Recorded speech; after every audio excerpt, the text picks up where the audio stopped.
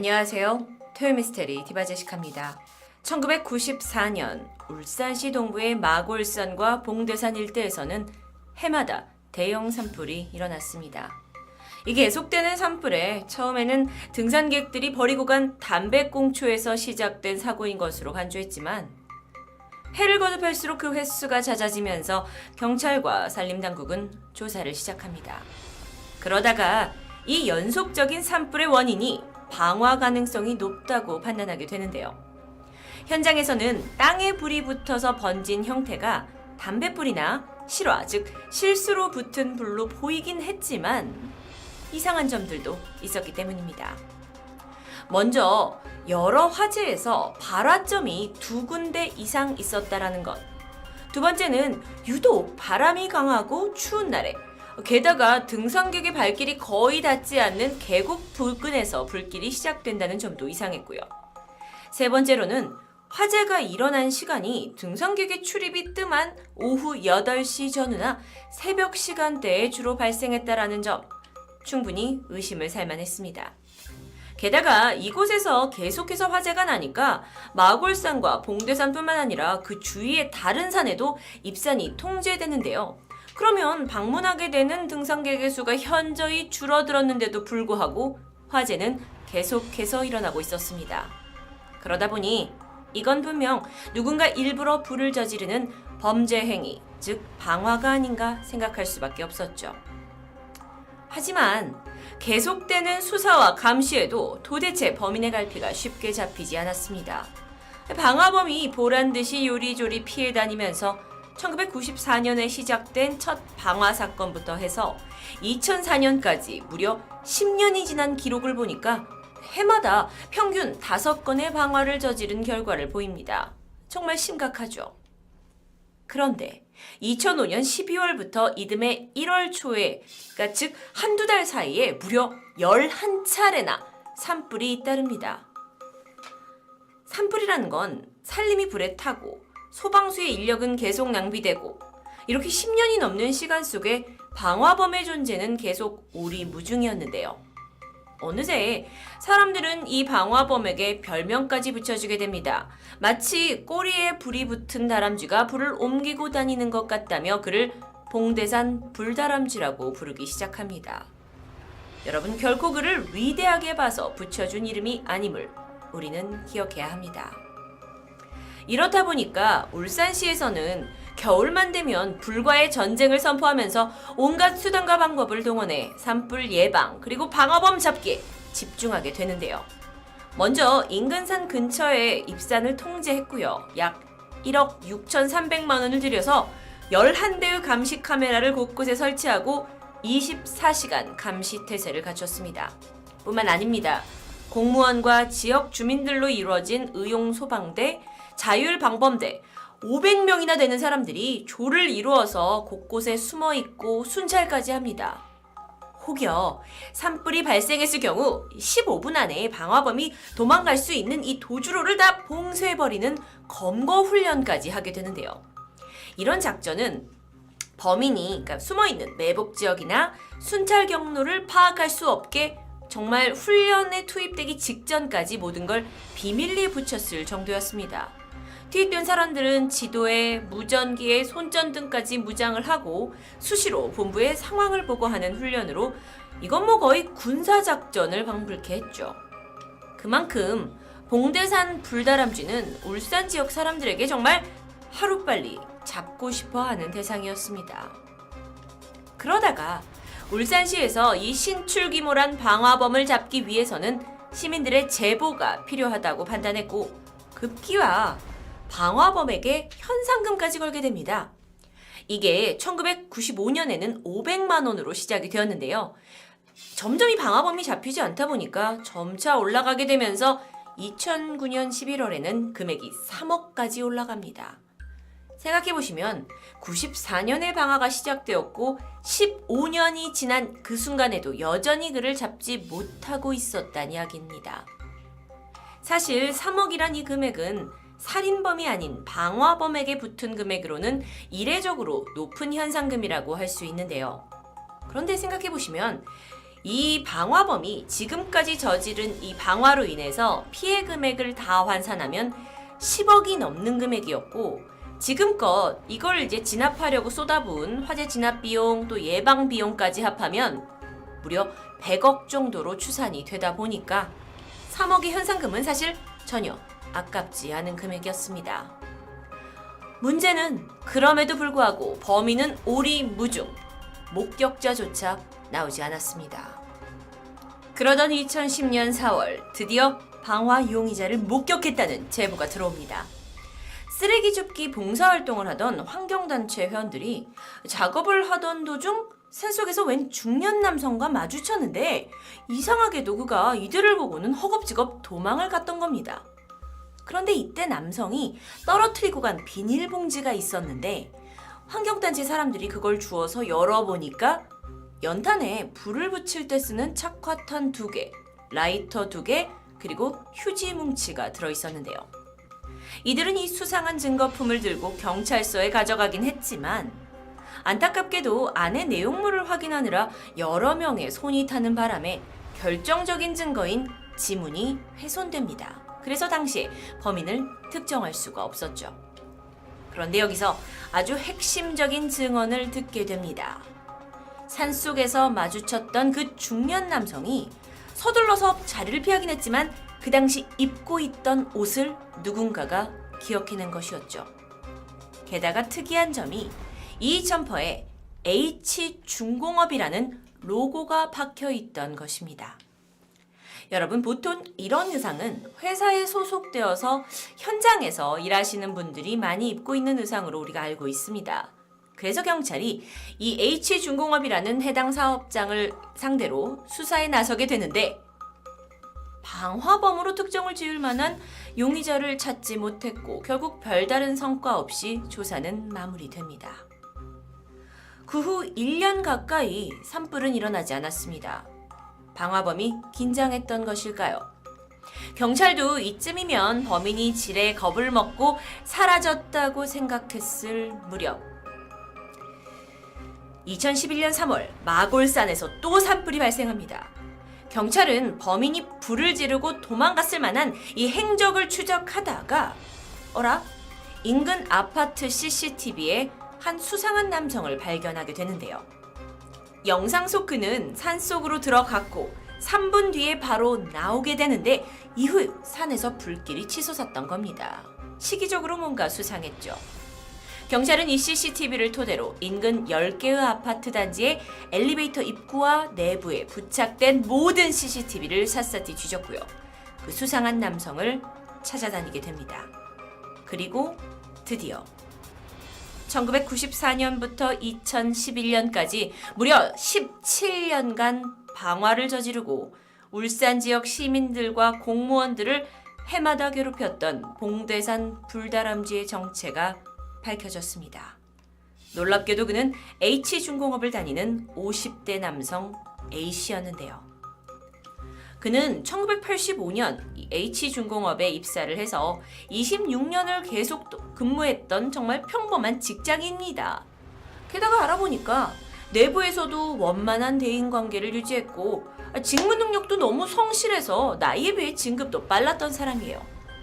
겉으로는 의심할 만한 게 전혀 없던 사람이라는 이야기였는데 체포 당시만 하더라도 무려 억대 연봉을 받고 있었던 게 확인되었고 부하 직원만 30여 명을 거느린 현장의 중간 관리자로 퇴근 후에는 가족들과 많은 시간을 보내던 두 자녀를 둔 가장이었습니다.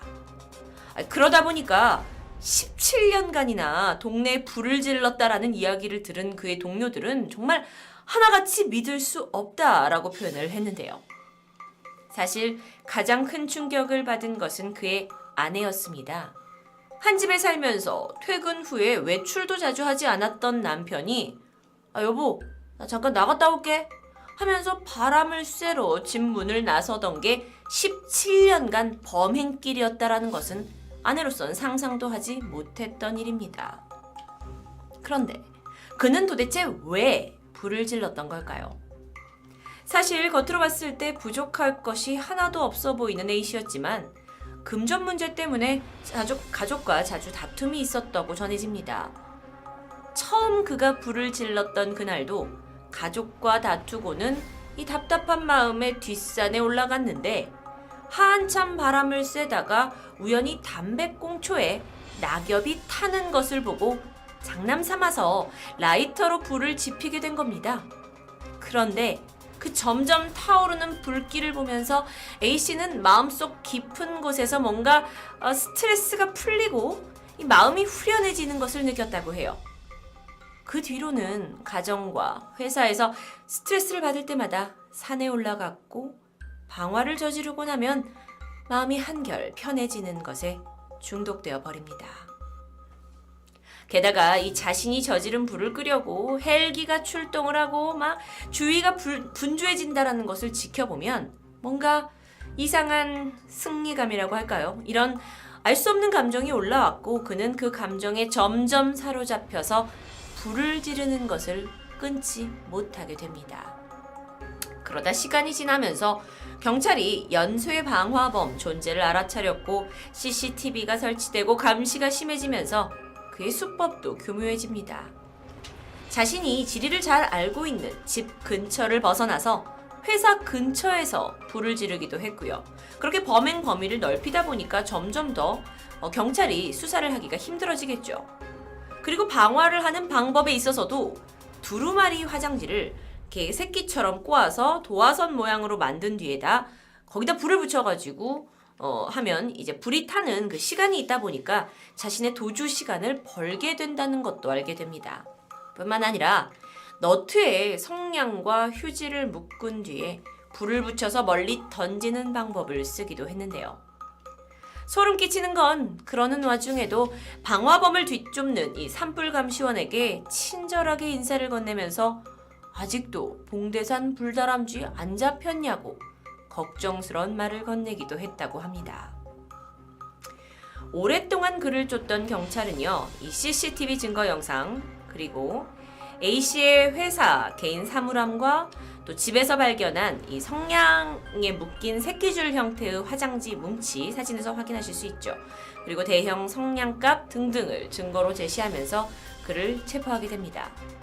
범인 A씨는 결국 1994년 처음 방화를 저지른 이래 2011년 3월까지 약 90여 차례 방화를 했다라는 사실을 자백하게 됩니다. 방화범, 어찌 보면 살인범보다 여러분이 가볍게 생각하실 수도 있겠지만 그가 17년 동안 불태운 피해 면적은 모두 81.9헥타르, 그러니까 상암 축구 경기장의 80여 개에 달하는 면적이었고요. 직접적인 피해액은 18억에 달했습니다. 뿐만 아니라 그동안 화재 진압과 예방을 위해 썼던 금액까지 합하면 약 200억 원이 넘는다고 하는데요. 결국 A씨는 공소시효가 지났던 그 이전 범행을 제외하고 2004년부터 2011년까지 37차례에 걸친 방화에 대해서 기소되었고요. 징역 10년형을 선고받았습니다. 후에 울산시가 제기한 손해배상 청구 소송에서 4억 2천만 원을 배상하라는 판결을 받게 됩니다. 여러분, 인간은 누구나 가정과 회사 그리고 인간관계에서 스트레스를 받으며 살아가고 있습니다. 그걸 풀겠다고 불을 저지른 한 사람의 그릇된 스트레스 해소 방법이 수많은 피해를 불러온 참 어처구니 없는 사건이었는데요. 얼마 전 서울 도심의 전통시장과 주택가를 돌면서 연쇄 방화를 저지른 28살 공익요원은 여자친구에 대한 불만 그리고 지인에 대한 배신감에 불을 저질렀다고 말합니다. 사회적인 규범 속에서 벗어난 이들이 점점 많아지고 있는 안타까운 현실입니다. 이들에게 단순히 형량을 늘린다고 해서 비정상적인 사고를 제자리로 돌릴 수 있는지, 그렇지 않은 문제인지는 생각해 봐야 할 것 같은데요. 또한 정말 이게 개인의 문제인지 또는 사회의 문제인지 오늘 이 미스테리를 통해서 함께 생각해 보기를 바라봅니다. 토요미스테리 디바제시카였습니다.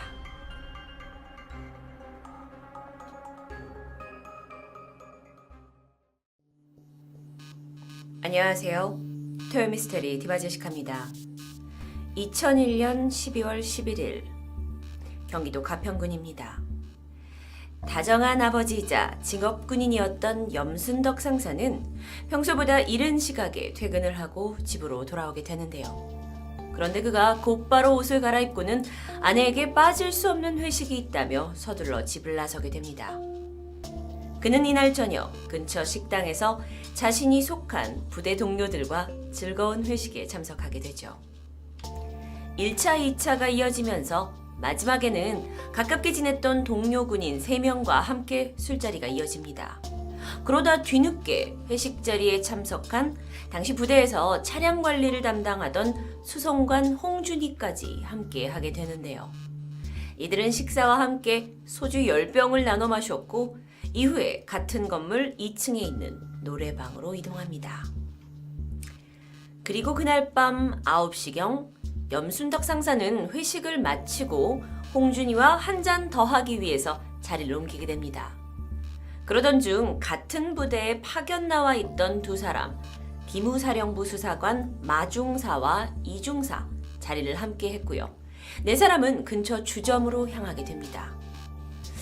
평소 술을 많이는 마시지 않았던 염상사는 이날 유독 꽤 많은 술을 마신 것 같습니다. 술자리가 마무리되면서 오후 10시 59분, 염상사는 술값 25만 원을 자신의 카드로 결제하고 가게를 나옵니다. 그리고 40분 후인 밤 11시 39분, 염순덕 상사는 아내와 아들이 기다리는 군인 아파트를 500여 미터 남겨두고 도로변에서 사망한 채 발견됩니다. 그의 시신은 지나가던 행인에 의해 발견되었습니다. 도로 길가변에서 비스듬히 쓰러진 채 발견된 염상사. 신고를 받고 가장 먼저 현장에 도착한 것은 군 헌병대, 그리고 이후에 경찰이 도착합니다. 여러분 혹시 아실지 모르겠지만 일반인 사건은 경찰이 담당하지만 군인 사건은 군 경찰이 담당하고 있습니다. 그들이 봤을 때 염상사의 시신은 팔을 머리 위쪽으로 벌린 자세였고 얼굴과 머리에 많은 피를 흘린 상태였는데요. 처음 헌병 수사관들이 시신이 도로에 걸쳐져 있는 것을 보고 뺑소니를 당한 것으로 추정했고 군 소속 병원으로 이송하려고 했습니다. 하지만 경찰 측 수사계장의 생각은 조금 달랐습니다.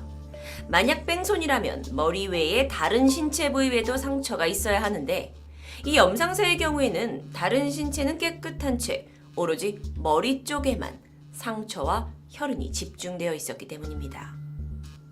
경찰은 혹시 타살이라는 의심에 그가 민간병원으로 이송될 수 있도록 조치합니다.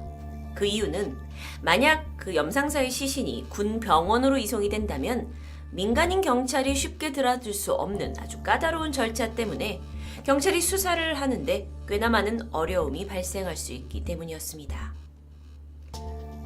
부검이 이루어졌고 그 결과 그는 얼굴 왼편을 수차례 가격당했고 이로 인한 두개골 골절로 사망했다는 내용이 밝혀집니다.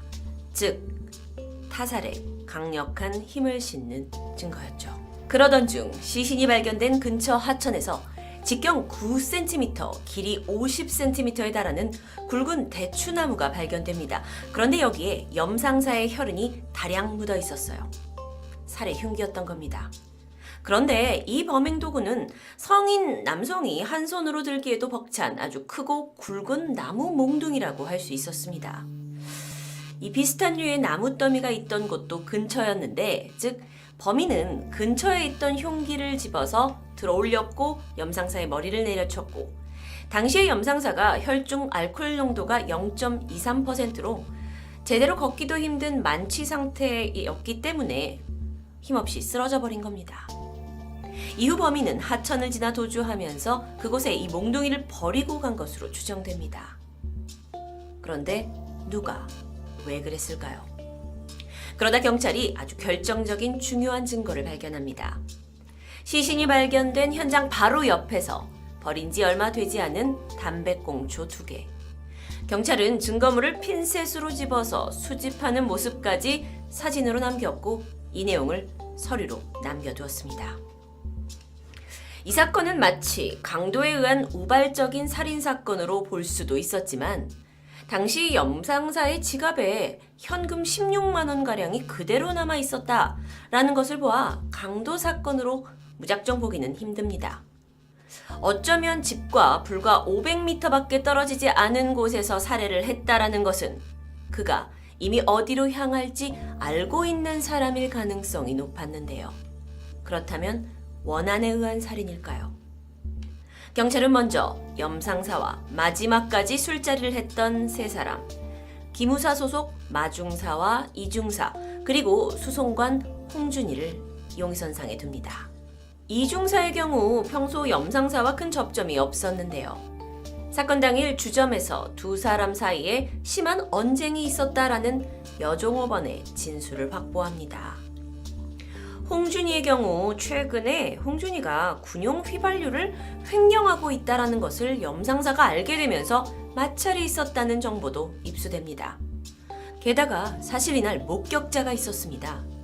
이 사건 시각에 어머니와 함께 차를 타고 근처를 지나던 김 씨가 이 시신 발견 장소에서 조금 떨어진 곳에서 머리가 짧은 두 남성이 담배를 피우며 같은 곳을 응시하고 있었다라고 말한 것이었죠.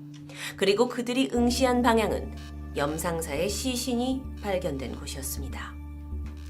안타깝게도 어둠 속에 그들의 얼굴은 정확히 목격자가 기억해내지 못합니다.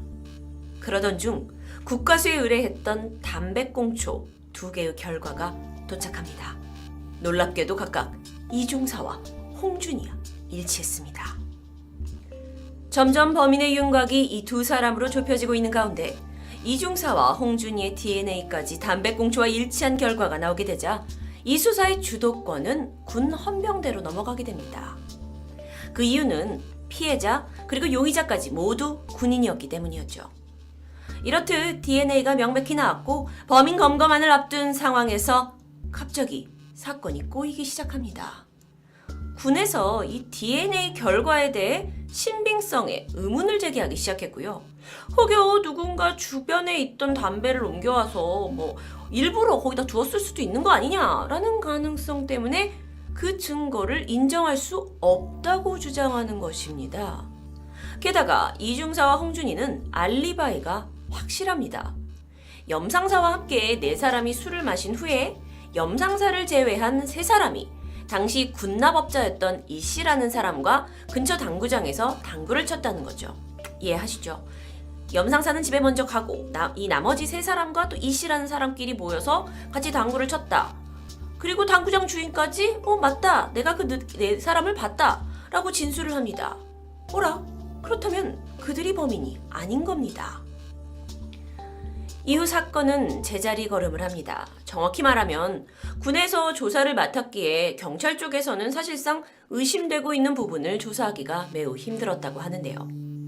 이중사와 홍준이 외에 다른 특별한 용의자는 찾을 수 없었고 경찰에서도 초기 사건을 맡았던 이 9명의 담당 수사관들이 이곳저곳으로 발령을 받고 또 사건 해결에 대한 인력이 좀 부족했던 차에 당시 3년차 수사관이었던 이 형사만이 혼자 열심히 수사에 임했지만 뚜렷한 결과를 내지 못했고 결국 사건은 흐지부지 미해결로 남고 종결되고 말았습니다.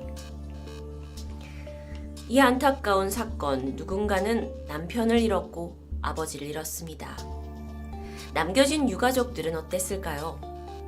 염상사의 죽음이 이렇게 미궁에 빠져버리자 군에서 유가족에게 빠른 시일 내에 사건을 마무리할 수 있도록 장례를 치르라고 재차 제안했고 가족들은 아버지가 도대체 왜 죽었는지조차 제대로 밝히지 못한 채 장례를 치러야만 했습니다.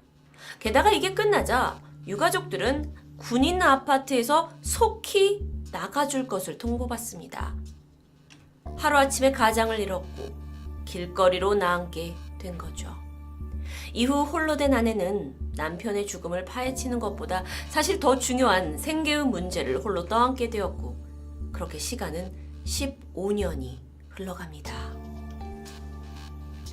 그런데 그러던 2015년 7월 31일 태완이법에 의해 2000년 8월 1일 밤 0시 이후 발생한 살인사건에 대해 공소시효가 폐지되었고 미제 사건들이 재수사되면서 염순덕 상사 피살 사건도 2016년 2월 경기 북부지방경찰청 미제사건 수사팀에서 재수사가 이뤄집니다. 15년 전에 벌어진 사건이었지만 살인 흉기에 증거까지 잘 남아 있었기 때문에 이 현대의 발전된 수사 기술로 이 사건을 해결할 수 있을 거란 희망이 생긴 겁니다. 그런데 재수사가 진행되면 진행될수록 정말 어처구니 없는 새로운 사실들이 밝혀집니다. 토요미스테리 2부에서 계속됩니다. 2부는 정말 고구마를 먹은 듯 답답한 스토리가 펼쳐질 예정입니다.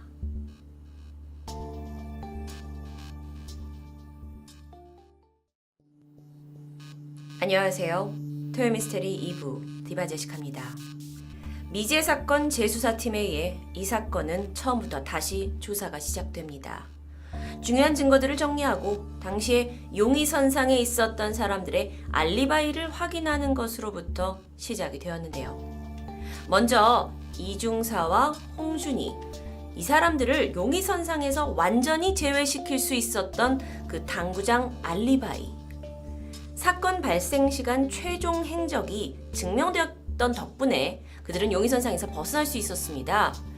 그런데 이상하게도 당구장 주인의 진술조사서가 과거 파일에 존재하지 않는다는 것을 발견합니다. 그래서 미제팀 형사가 다시 당구장 주인을 불러 신문하는데 놀랍게도 그가 과거 기록과 다른 진술을 합니다. 마침 그날 주인은 빨리 영업을 끝내려던 찰나 손님이 들어왔기 때문에 이날을 정확히 기억하고 있었는데요. 그날 4명의 남성이 들어온 것은 맞습니다. 하지만 얼마 지나지 않아 2명은 돌아갔다는 이야기를 합니다. 안타깝게도 그 나간 2사람이 누구인지 특정하지 못했는데요. 그러면서 그는 15년 전에 국군 기무사령부 뭐 어쩌고 하는 사람이 사실 이 피살 사건이 있고 나를 조사차 찾아왔었는데 자신이 설명을 이렇게 해줬는데 도중에 말없이 나가버렸다 라는, 마치 그의 증언이 과거에 좀 일부러 무시된 것과 같은 정황을 설명했고, 경찰은 어쩌면 이 사건이 개인적 은폐를 넘어서 더 큰 조직, 권력에 연관되어 있을지 모른다는 느낌을 지울 수 없었습니다. 경찰은 당시 같이 있었다던 군납업체 이 씨를 불렀고 조사를 벌였는데요.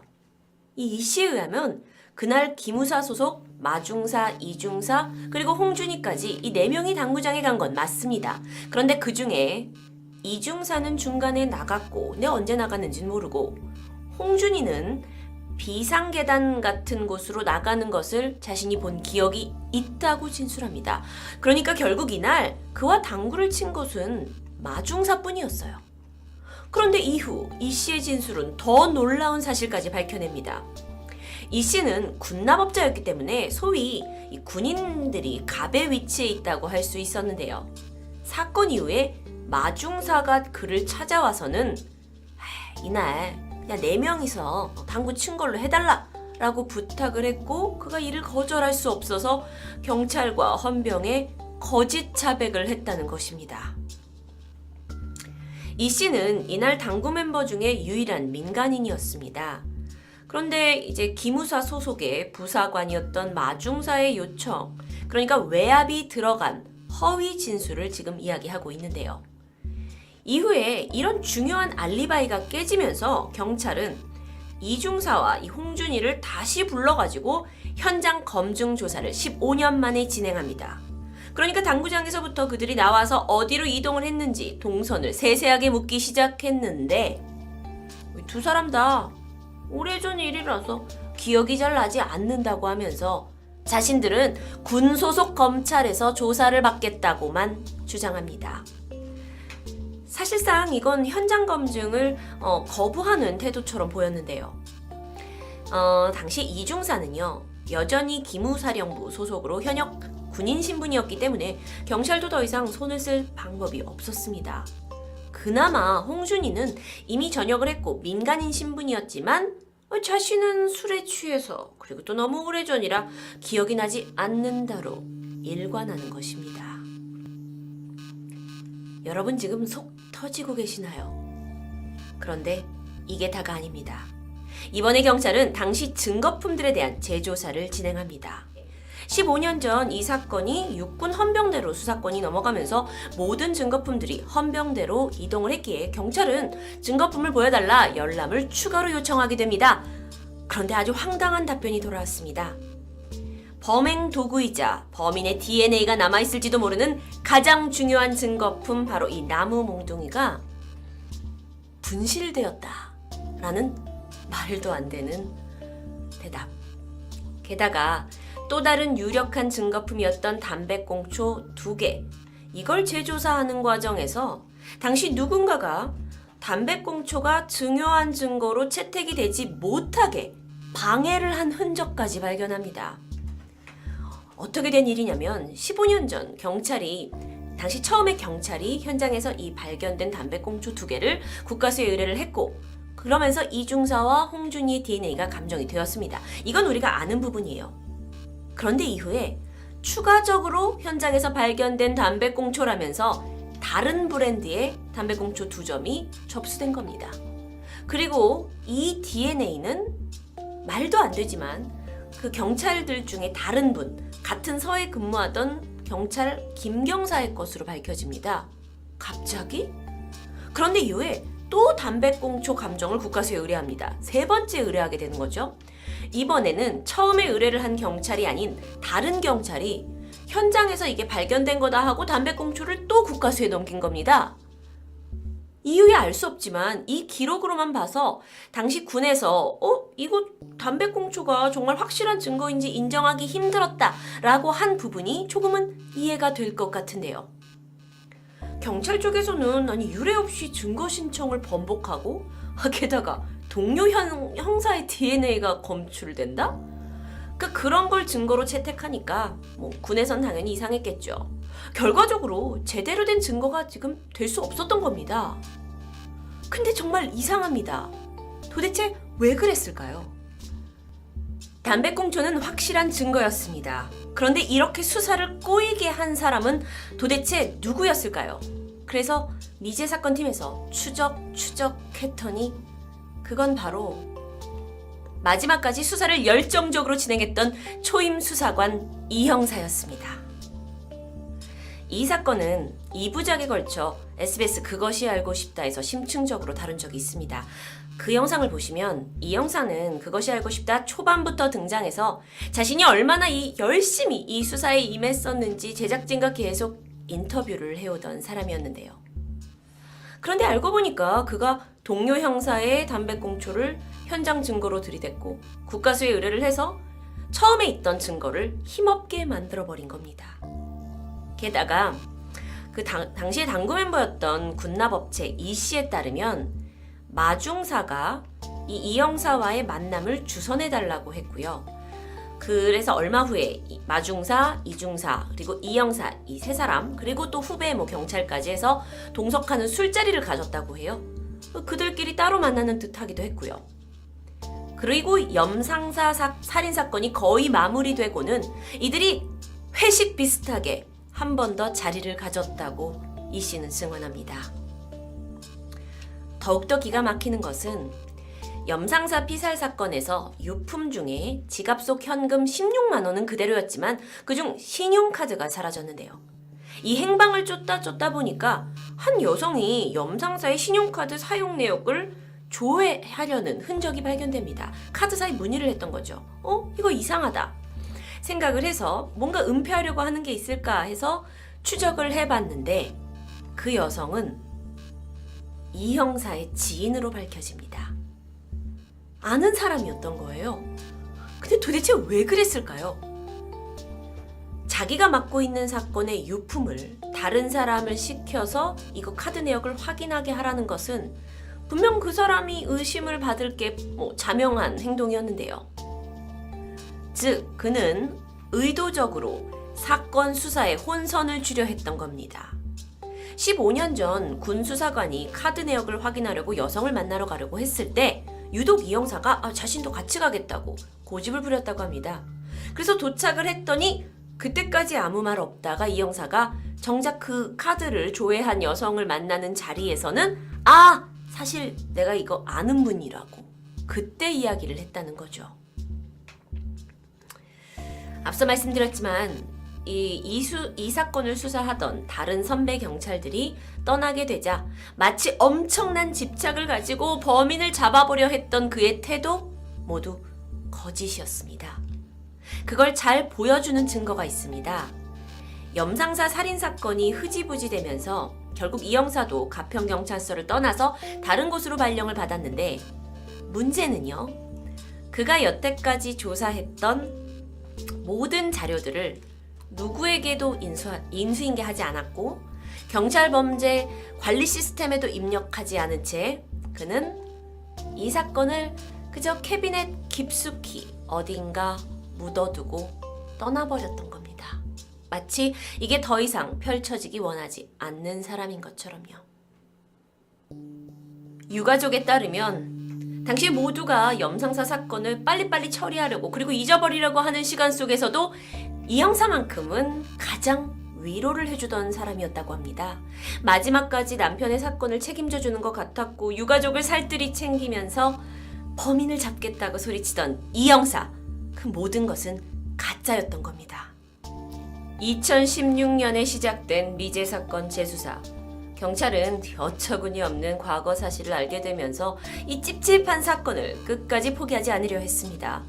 그런데 조사 3년 만인 2018년 기무사령부 소속 이중사가 성매매 혐의로 조사를 받는 일이 발생합니다. 이게 사실이라면 그가 불명예 전역을 당하는 것이 당연했고 그렇다면 경찰 쪽에서는 제대 즉시 그를 일반 경찰 사이드에서 수사를 할 수 있었을 텐데요. 그런데 돌연 2018년 2월 이중사가 15장의 유서를 남기고 스스로 목숨을 끊습니다. 당시 사건은 성매매 혐의를 쓴 불명예를 견디지 못하고 그가 자살을 택한 것처럼 보이지만 그의 휴대전화에서는 살인죄 공소시효에 대한 다수의 검색 기록이 발견됩니다. 죽은 자는 말이 없기에 목숨을 포기한 그의 진짜 의도는 알 수 없지만 그래도 남은 한 사람, 또 다른 유력한 용의자 홍준이가 있습니다. 그는 민간인 신분으로 시골에서 농사를 짓고 살고 있었는데요. 안타깝게도 재수사가 시작된 지 지금 4년째인 이 순간에도 다른 소식은 전해지지 않고 있습니다. 군에서는 염상사 사건을 그저 변사라고 규정했고 그러다 보니 그는 순직도 아닌 일반 사망으로 취급이 되어 현충원에 묻히지 못했습니다. 원래의 규정대로라면 순직으로 처리되고 국립묘지 안장과 1계급 특진 그리고 유족들에게 연금도 주어질 거고 또 국가유공자 심사 등을 거치는 것이 원칙입니다. 하지만 당국은 이런 모든 것에 등을 돌리고 있는 것 같습니다. 유가족들은 육군을 상대로 소송을 걸 수도 있었겠지만 지금으로선 누군가의 처벌보다 그저 남편의 그리고 아버지의 억울한 죽음의 진실을 밝혀달라고 소리치고 있습니다. 정말 저에게 충격이었던 염순덕 상사 피살 사건. 의문이 듭니다. 평범한 직업군인의 죽음, 확실한 용의자 2명, 하지만 외부의 압력, 담당 경찰인 이 형사의 개입, 그리고 증거 훼손, 군에서는 빠른 종결. 도대체 무엇을 위해 이렇게 수사를 대충 속전속결했던 걸까요? 여러분, SBS 그것이 알고 싶다에서는 단순히 저처럼 사건의 개요만 설명한 것이 아니라 이 이면에 감춰진 군의 비리 그리고 은폐를 더 대담하게 파헤치고 있습니다. 또한 유일한 목격자였던 김씨 기억나시죠? 당시 어머니와 차를 타고 가시다가 이제 목격을 하게 된 그 김씨의 추후 최면 상담까지 다루고 있습니다. 제가 그동안 시청했던 그것이 알고 싶다 중에 가장 속이 터지고 반전에 반전을 거듭한 편이었는데요. 게다가 여러분은 그곳에서 실존 인물 이 형사의 이 모습까지, 이중적인 모습까지 보실 수가 있습니다. 특히나 분통 터져 하시는 이 염상사의 유가족을 보면서 저도 많은 눈물을 흘렸던 회차로 기억합니다. 좀 더 자세히 이 사건을 알고 싶으신 분께 꼭 추천하고 있습니다. 정말 이렇게 스토리로 듣기만 해도 복장 터지는 이 사건. 하물며 유가족이 겪은 서름을 우리가 온전히 이해하고 알 순 없지만 마음속으로라도 그들의 편에 서주고 싶습니다. 토요미스테리 디바제시카였습니다.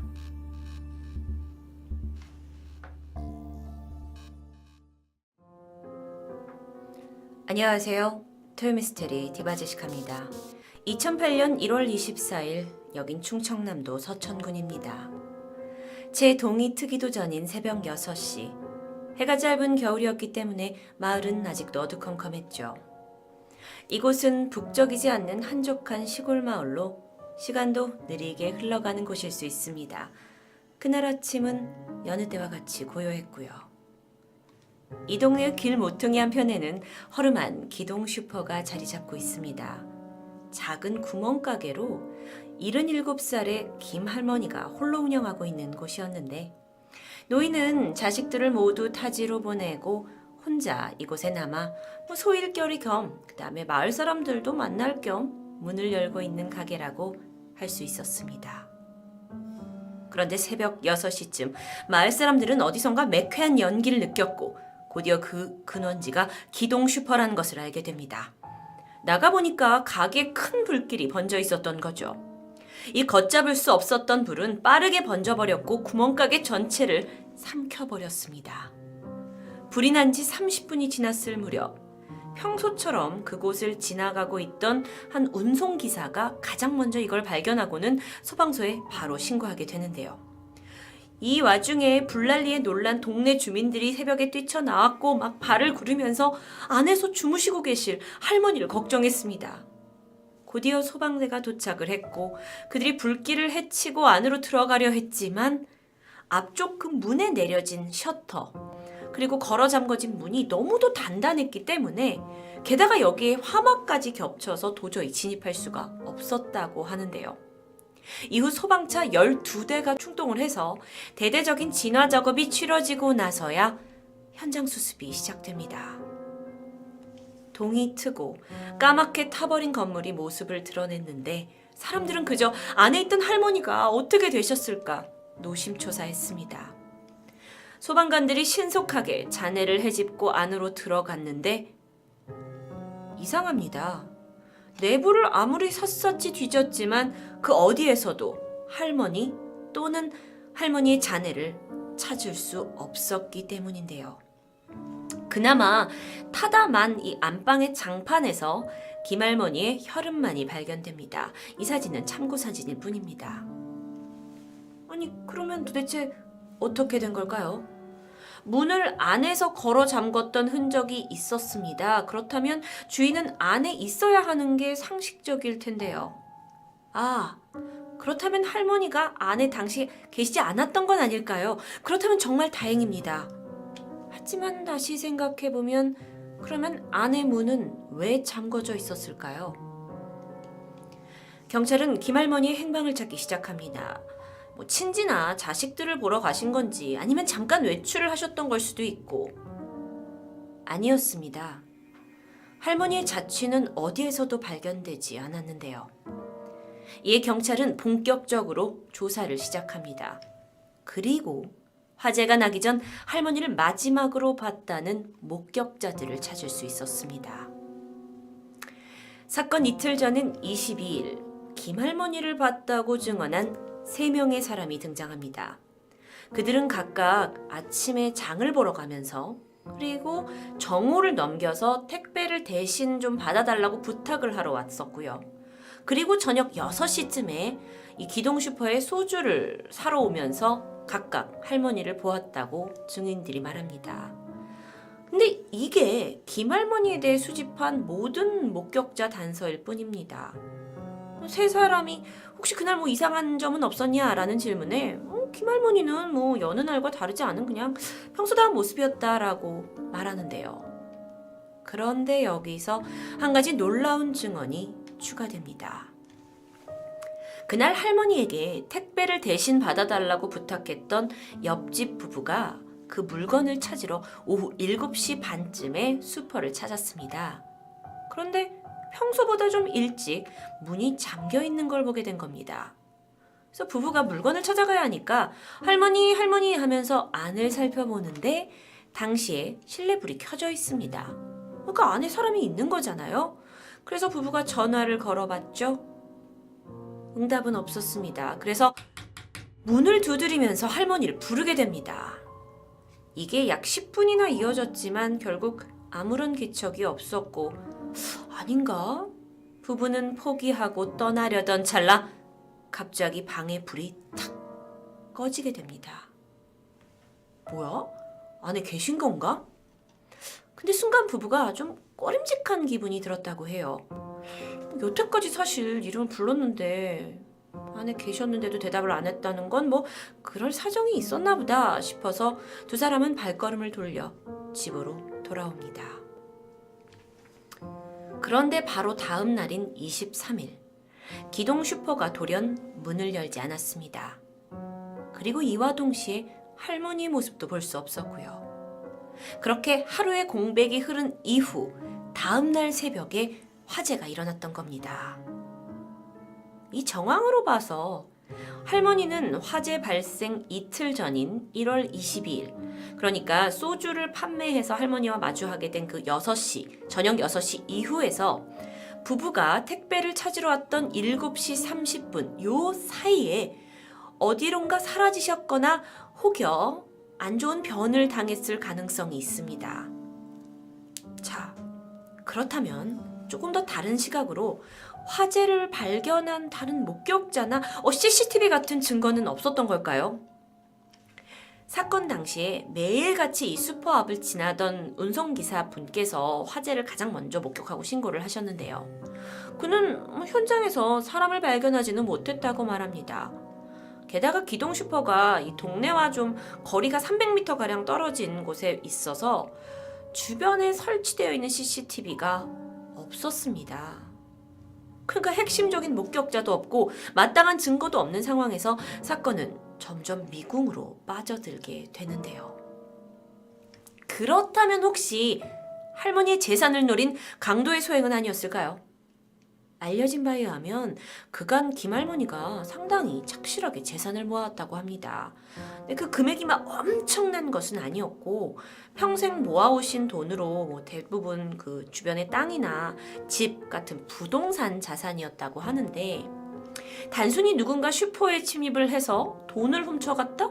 그런 강도가 저지른 일이라고 보기에는 뭔가 석연치 않은 부분이 있습니다. 아, 그렇다면 혹시 원한 관계?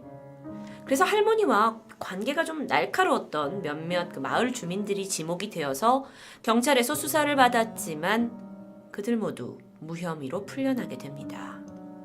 정말 할머니는 그냥 증발해버린 것 같았는데요. 사건은 길을 잃게 됩니다. 그런데 사건 발생 얼마 후에 읍내에서 아주 기묘한 낙서가 나타났습니다. 이 낙서에는 김할머니는 둘째 아들이 죽였다 라고 적혀 있는 겁니다. 할머니의 둘째 아들, 그는 평소 어머니와 각별한 사이로 알려져 있었어요. 그리고 화재 사건이 난 이후로도 어머니를 그리워하고 가장 슬퍼했던 사람 중 한 명입니다. 하지만 괴상한 낙서가 발견된 후에 사람들이 둘째 아들이 돈 노리고 살해한 거 아니야? 이런 식으로 이제 생각을 하면서 연기하네 이렇게 평가해버린 거죠. 실제로 할머니가 소유하고 있던 땅이 근처 도로가 이제 개설되고 이 할머니 땅이 여기에 이제 들어가게 되면서 약 1억 2천만 원 정도의 보상금이 나온다라는 사실을 마을 주민들이 이미 알고 있었습니다. 그러다 보니까 이제 둘째 아들이 돈을 노리고 한 것이 아니냐라는 소문이 나기 시작한 거죠. 자, 그렇다면 만약 이 둘째 아들이 범인이라면 그가 불을 저지른 걸까요? 경찰 조사 결과 그는 사건 당일 넷째인 다른 형제와 함께 사업차 서울에 있던 것이 CCTV로 확인됩니다. 즉 그는 아니라는 거예요. 자, 그렇다면 다시 돌아와서 그 낙서는 누구의 짓일까요? 경찰은 어쩌면 진짜 범인이 수사에 혼선을 주기 위해 낙서를 저지른 것이 아닌가 추정하게 됩니다. 낙서를 한 사람, 쉽게 찾아낼 수 없었습니다. 그러다가 이 처음에 화재를 신고했던 운송기사 기억하시죠? 그가 또 다른 사실을 털어놓습니다. 사실 당시에는 그가 정확하지 않은 기억이라서 혹시 수사에 혼동을 줄까봐 말하지 못했었다고 하는데요. 그가 말한 바에 따르면 사실 그날 운송기사는 이 슈퍼 앞을 2번 지나갔습니다. 새벽 6시쯤에 지나간 거 이전, 그러니까 약 2시간 전에 새벽 4시쯤에도 그 슈퍼 앞을 지나갔었다고 하는데요.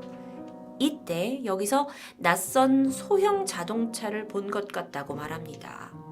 그런데 그가 이거에 대해서 확신하지 못했던 것 같아요. 그래서 경찰이 좀 더 어떤 구체적인 증거를 얻기 위해 체면 수사까지 동원을 했지만 결과는 실패로 돌아갔습니다. 그 이유는 운송기사가 무의식 상태에서 당시의 상황을 재현하는 것을 거부했기 때문입니다. 자, 그렇다면 전문가의 의견은 어땠을까요? 화재 현장을 분석한 결과 불길은 할머니가 계셨던 안방에서 시작된 것으로 추정됩니다. 이곳이 곧 그 혈흔이 발견된 장소였는데 짐작해보건대 범인이 안방에서 할머니에게 어떤 짓을 한 후에 만약에 할머니가 사망하셨다면 시신을 밖으로 옮기고 다시 돌아와서 불을 저질렀을 가능성이 커 보입니다. 또 다른 단서도 있었습니다. 그 슈퍼 앞쪽에 문이 셔터가 내려진 채 자물쇠로 잠겨 있었거든요. 그러면 이제 범인이 불을 지르고 뒷문으로 빠져나간 게 아니냐라는 추정이 가능해지는데 여기서 이상한 점이 불이 났을 때 뒷문도 잠겨 있었다는 겁니다. 그렇다면 범인이 불을 지른 후에 문 밖으로 나와서 뒷문을 다시 잠그고 나갔다? 이 부분은 좀 쉽게 이해가 되지 않는 행동인데요. 불이 난 시점이 신고 시점으로부터 불과 30분 정도밖에 안 됐습니다. 그러면 불을 저지르고 범행을 저지르고 한시라도 빨리 현장을 빠져나가야 하는 어떤 심리였을 텐데 이미 방 안에 아무도 없는 상태에서 불을 지르고 뒷문까지 걸어 잠그고 도망갔다? 이게 일반적인 행동 패턴으로는 납득이 잘 되지 않는 부분입니다. 또한 범인은 왜 할머니를 납치 또는 시신을 가져간 걸까요? 단순 원한이나 강도라면 살해를 끝으로 현장을 불태우고 떠나면 되는데 왜 하필 범인의 입장에서 처리하기 힘든 길을 택했을까요? 이상한 점은 이뿐만이 아닙니다. 화재가 난 시점이 사실 할머니가 마지막으로 목격된 지 무려 35시간이 지났다는 부분입니다. 전문가에 의하면 일반적인 강도들은 최대한 빠르게 자신의 목적을 달성하고 현장을 달아난다고 합니다. 그런데 이 사건의 경우 마지막 소주를 사러 온 사람이 6시에 할머니를 목격했고 그런데 다음날 문이 닫혀 있었고 이 모든 시간 할머니 행방이 이제 묘연해진 이 35시간이 지난 후에 불이 난 겁니다. 범인이 왜 시간을 끌었을까요?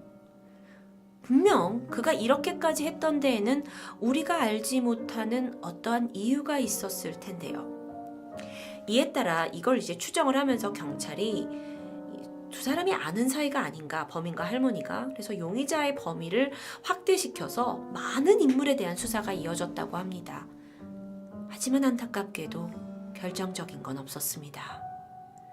그렇게 서천군 기동슈퍼 화재, 김할머니의 실종은 의문의 사건으로 남게 됩니다. 여태까지 들으셨겠지만 이 사건에는 정말 많은 궁금증이 있습니다. 범인은 왜 굳이 뒷문을 잠그고 사라진 걸까요? 단순 강도일까요? 아니면 원한 관계? 35시간 동안 할머니와 범인 사이에 무슨 일이 있었던 걸까요? 그 운송기사가 봤다는 소형 차량은 사실일까요? 둘째 아들을 지목한 낙서는 누가 한 걸까요? 할머니의 가족들은 11년이 지난 지금까지도 이미 불에 타서 사라진 기동 슈퍼 옆에 작은 비닐하우스를 만들고 할머니를 기다리고 있다고 합니다. 하지만 현재까지도 사라진 할머니도 범인도 그리고 정확히 그날 무슨 일이 벌어졌는지도 밝혀지지 못한 상황입니다. 이렇게 진실은 묻혀가는 걸까요? 토요 미스테리 디바제시카였습니다.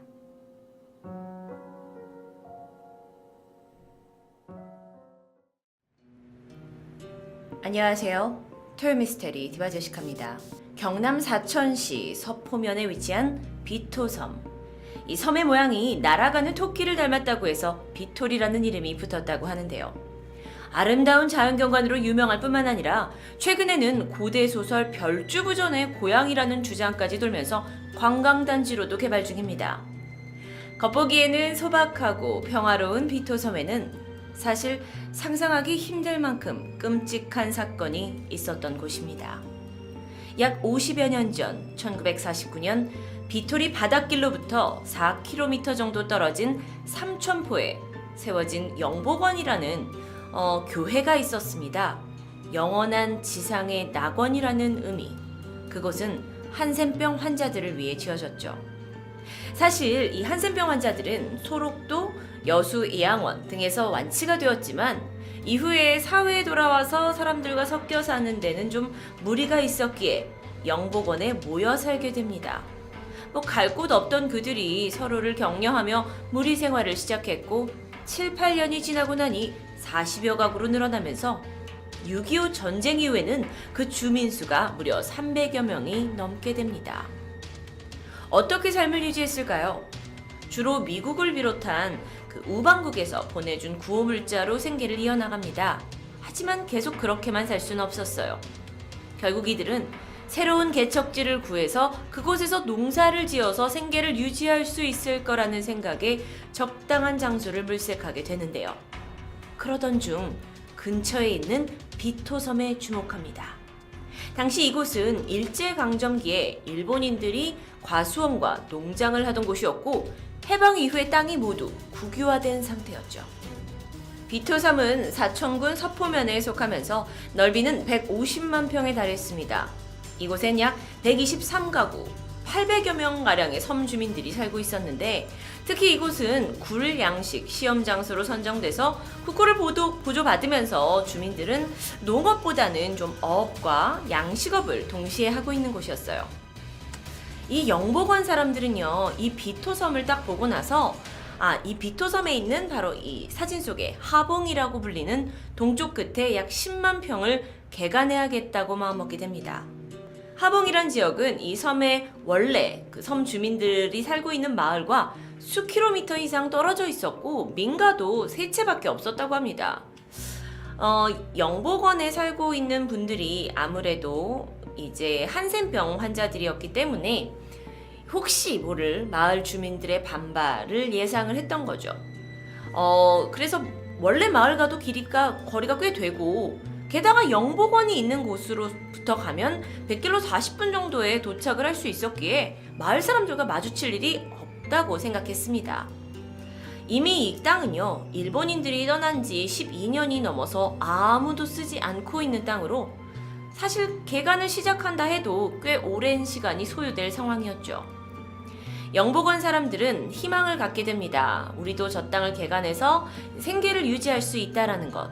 그리고 경남도청에 10만 평을 빌리겠다는 뜻을 전달하게 되는데요. 그런데 어째서인지 도청에서는 다음해 7월 자격이 없다는 이유를 들어 영복원의 주장을 기각하게 됩니다. 하지만 영복원 사람들은 포기하지 않았습니다. 개간을 강행하게 되는데요. 임대 서류 이런 건 차차 다시 검토를 받으면 다 잘 풀릴 거라고 생각했는지도 모르겠습니다. 아니면 사실 더 이상 외부의 물자에 의존을 해서 이 아이들과 부인들을 먹여 살릴 수가 없고 그러다 보면 굶주리게 될 텐데 차라리 그러느니 개간을 하는 게 낫겠다고 생각했을 수도 있죠. 그리고 약 한 달 후인 8월 8일 하봉 지역 개간을 위해 영복원에서 약 36명의 선발대가 출발을 합니다. 이들이 출발을 할 때도 최대한 이 본 섬에 있는 주민들을 피해서 100길로 달려서 어렵사리 도착을 하게 됐죠. 그런데 이미 그곳에는 현지 경찰과 섬 주민들이 섬뜩한 얼굴을 하고 그들을 기다리고 있었습니다. 예상대로 이곳에 한센인들이 들어온 것을 강하게 반대하고 있었던 것이죠. 결국 선발대는 다시 물러나게 됐지만 8월 22일 다시 짐을 꾸려서 출발하게 됩니다. 이날 아침 영복원 사람들은 희망으로 가득 차 있었습니다. 개간 선발대가 조직이 되었고 그들의 가족들은 뱃전까지 따라 나와서 손을 흔들며 좋은 소식을 가져오길 기원했죠. 자, 선발대가 백길을 달려 도착했습니다. 우선 몇 개의 천막을 치고 잠잘 곳과 먹을 곳 같은 기본적인 시설을 만들기 시작했어요. 이곳은 12년이 넘게 버려진 땅이었기 때문에 정말 척박한 땅이었습니다. 하지만 이곳을 개간해야 함께 생활하는 가족들의 생계를 책임질 수 있었기 때문에 영복원 사람들은 쉽게 지칠 기세를 보이지 않았는데요. 한참 자리를 잡고 천막을 치던 이들 앞에 섬 주민들이 나타납니다. 그들은 빨리 막 천막 철거하라고 섬에서 나가라고 소리를 치는데 섬 주민들의 입장은 어떤 걸까요? 한센인들이 이곳에 들어와서 산다? 그렇다고 한다면 여기는 이제 이제 양식이 지금 막 활성화되고 있는데 혹시라도 이 해산물이 이제 한센인들이 함께 있는 곳에서 나온다 하는 어떤 부정적인 소문으로 인해서 장사가 잘 안 될 수도 있다라는 점을 우려한 겁니다. 그렇게 된다면은 이들의 생계가 위협받을 수 있고 이미 육지에서는 이런 소문이 좀 돌고 있었기 때문에 더 퍼지기 전에 이걸 막아야 했어요. 또한 다른 걱정도 있었는데요.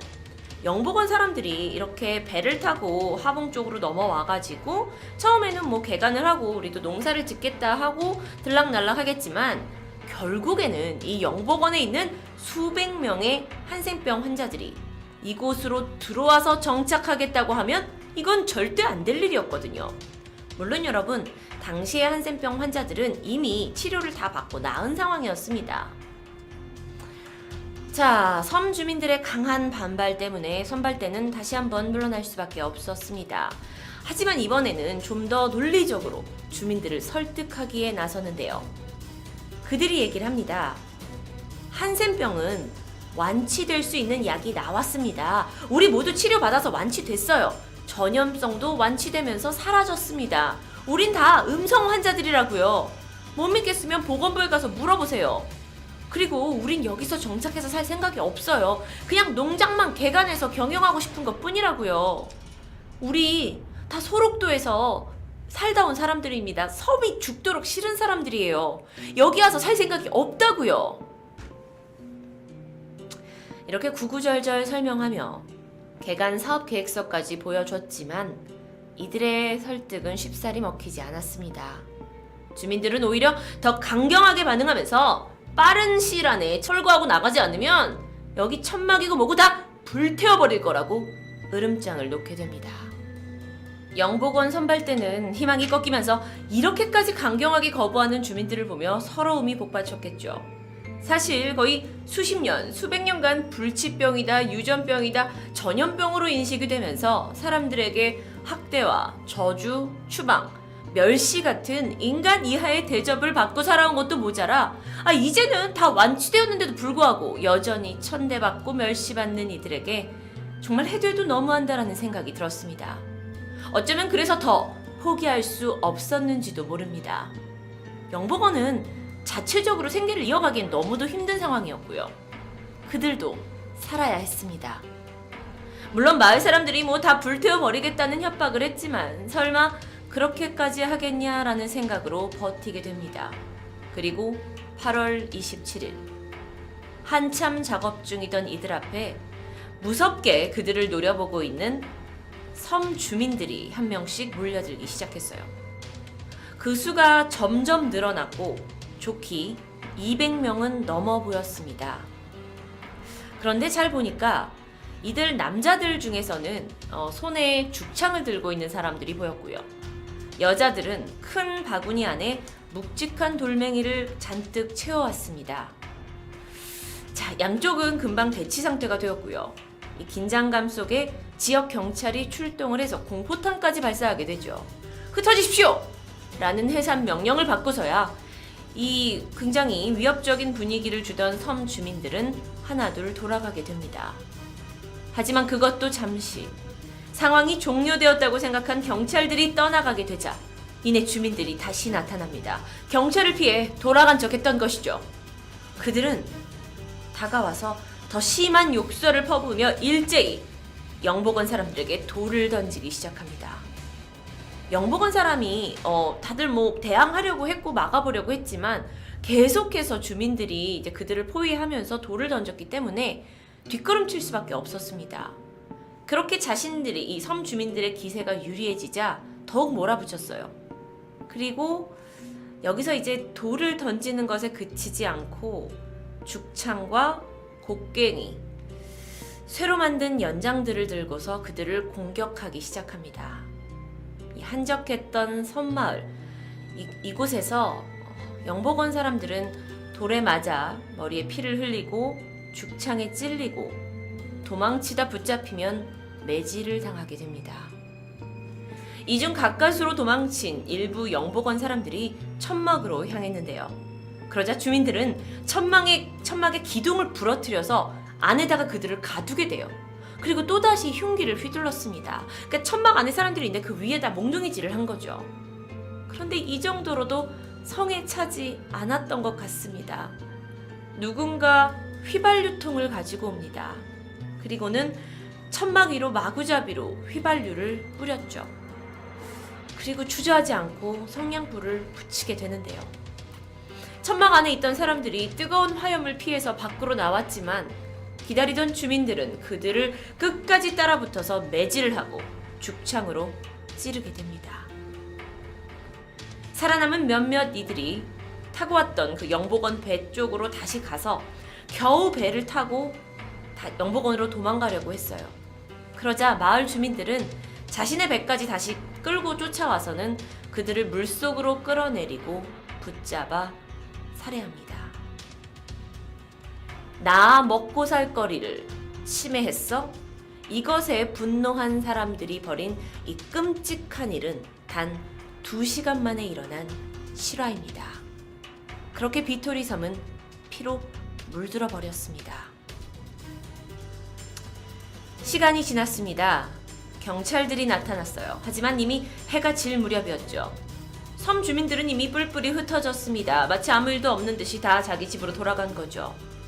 살아남아있던 영복원의 그 몇몇 소수의 사람들조차 혹시 경찰이 우리를 다시 공격하지 않을까 너무 두려워서 한참을 숨어있게 됩니다. 이 비극적인 사건으로 현장에서 22명이 즉사하고 2명이 실종되었습니다. 이 실종 숫자조차도 아마 바다에 빠졌을 것으로 추측되는 숫자입니다. 그 외 중상자 33명, 경상자 23명이 발생했습니다. 삼천포 경찰서는 밤 10시가 돼서야 수사본부를 차리고 사건 경위를 파악하기 시작했죠. 그 결과 84명의 주민들이 이 한센인 살해에 가담한 것을 파악했고요. 이걸 윗선에 보고하게 되는데 자, 이제는 일이 해결되나 싶었지만 그렇다고 정의가 실현되진 않았습니다. 한센인들 집단 학살, 이런 이름으로 이 사건이 보도가 되게 되면 전국적으로 다른 한센인들을 자극할 수 있고 이게 집단 행동까지 나올 수 있다라는 우려가 있었기 때문입니다. 그래서 경찰은 오히려 경계태세를 발령합니다. 그리고 일정 기간 이게 밖으로 새어나가지 못하도록 조용히 일을 처리하기로 하죠. 결국 시간이 지나 삼천포 경찰서장과 서포지서 주임이 대처를 잘못했다는 이유로 파면이 되었고요. 영복원의 원장 정봉성 씨도 한센인들에게 이런 사태를 부추겼다는 혐의로 구속되어 버립니다. 자, 그렇다면 진짜 범죄자들은요? 한센인 살해에 가담했던 비토섬 주인들은 1심에서 5명이 징역 3년, 6명이 징역 2년, 32명이 집행유예 판결을 받게 됐지만 이마저도 2심과 3심에 이르는 과정에서 형량이 상당히 줄어들어 버렸거나 그저 집행유예 처분을 받은 것으로 알려져 있습니다. 여러분, 소록도에서 일어난 그 한센인에 대한 반인륜적인 이야기는 지난 세월 우리가 방송을 통해서 많이 접했습니다. 하지만 평화롭고 조용한 비토섬 학살은 당시 살아남은 사람들을 통해서만 간간히 전해지면서 더욱더 충격적이었는데요. 이게 충격적인 이유는 그야말로 우리 같은 평범한 사람이 저지른 대참극이었기 때문입니다. 나의 먹고 사는 수단 당연히 중요합니다. 그것을 위해 싸우는 것도 인간의 본능적인 모습이죠. 하지만 사회 약자라는 이유로 그들의 생존권 그리고 목숨까지 얕잡게 볼 수는 없는 것입니다. 하지만 아쉽게도 이런 이들은 지금까지도 뉴스에서 심심치 않게 들려오고 있네요. 토요미스테리 디바제시카였습니다.